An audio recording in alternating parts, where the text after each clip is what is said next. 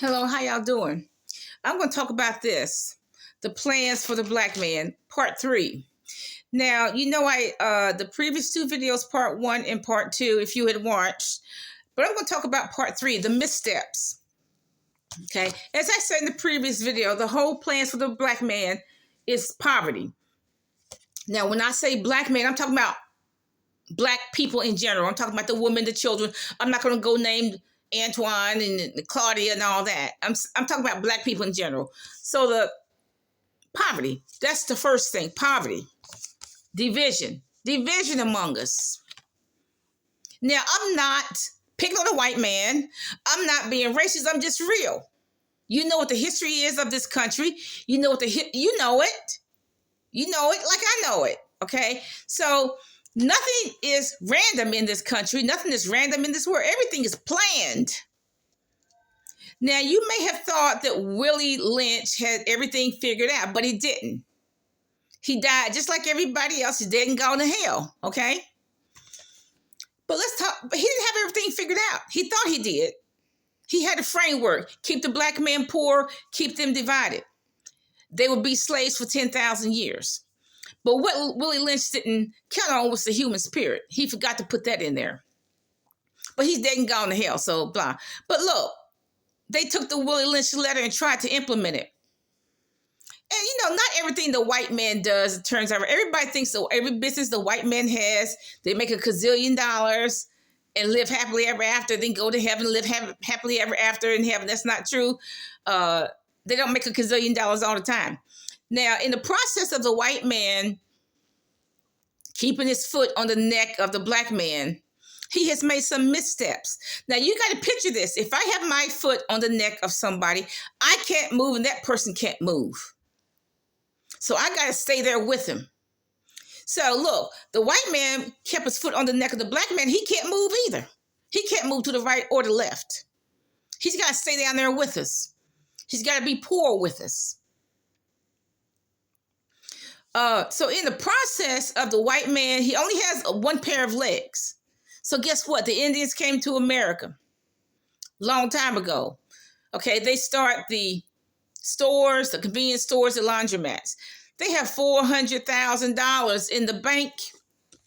They pay cash for a house and ain't nothing the white man can do about it. Okay, the Koreans have $200,000 in the bank, pay cash for a house, no mortgage, ain't nothing the white man can do about that either. They make $20,000 a day from stores, from hair places, from laundromats. Nothing the white man can do about that either. Okay. Mexicans come here to take advantage of the white man's welfare. They get the white man's welfare and all that goes with it. The food stamps, they get their $900 in food stamps. They have a baby every 9 months, literally. I mean, I have seen those pregnant women. They're pregnant with one baby in the carriage and another one on the way. Uncle Sam pays for the whole bill. So the Mexicans take advantage of the white man's welfare. The white man pays. Who is the white man? The white government pays for the babies, pays for all hospitalization. I see Mexicans going in and out of the hospital all the time. They go in and out of the hospital smiling because they know they're not going to pay that bill. And these are grown people that should be paying their own medical bills. Whereas me, when I go to the hospital, I get the third degree. What's your insurance? Do you have a copay? Do you have a deposit? I get the third degree. No matter where I go, I get the third degree. If I want glasses, I get the third degree. We need your deposit. We need money. We need insurance. And sometimes there isn't for the glasses. Dental. I get the third degree. You need to sign this paperwork before we even look at you.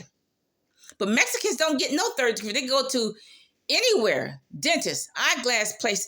They come out smiling because they know they're not going to pay a leaking penny for no medical care. They take advantage of the white man's welfare with the food stamps, housing subsidy. So look, the government would pay a Mexican for $200K. If the house costs $2,000, $2,500 to rent, the white man would just pay that for the Mexicans. The $2,500 a month duplex, the white man pays it. They don't have to pay anything. See, even homeless people can't even get American homeless people can't even get an apartment. But the white man pays the government. The white government. Let's face it. The government's white. Okay, it's not red. It's not brown. It's white. Okay, the white government pays. Even if the rent is $3,000 a month, the stupid white government would pay it. Okay. Now the Mexicans, look, they take advantage of the white man's system, food stamps, housing subsidies, free money. And look, they got better cars than the white man. I tell you, I can pick out a Mexican car. I can pick out a Mexican truck. I can pick out a Mexican van. I can pick it out. And I'm right a lot of the times, okay? Because white men don't have nothing. He don't even have the money for that kind of car. Because, see, he has to work for a living. See, the Mexicans don't work for a living. They just get welfare, etc., and just do makeshift work. And they buying houses with a welfare check. You didn't think they could do that, but they can. They can buy houses with a welfare check. And cheating on the housing too. Okay? The Indians, one Indian bought a building for $24 million. Nothing the white man can do about it. Another Indian has a franchise of gas stations, convenience stores. Nothing the white man can do about it. Asians in Oakland, California, for example, have bought a lot of prime real estate. They've bought buildings so they can have assisted livings for their particular ethnic group. They're buying houses in San Francisco. They buy houses in San Francisco, and you know that's prime real estate, and probably pay cash for that too. The Mexicans have better cars, but they don't work anywhere. You got to understand, the Mexicans do not work anywhere, okay? They don't work for a living, okay? They pay for nothing. They'll tell you, we pay for nothing. Okay, but look, back to the white man putting his foot on the neck of people.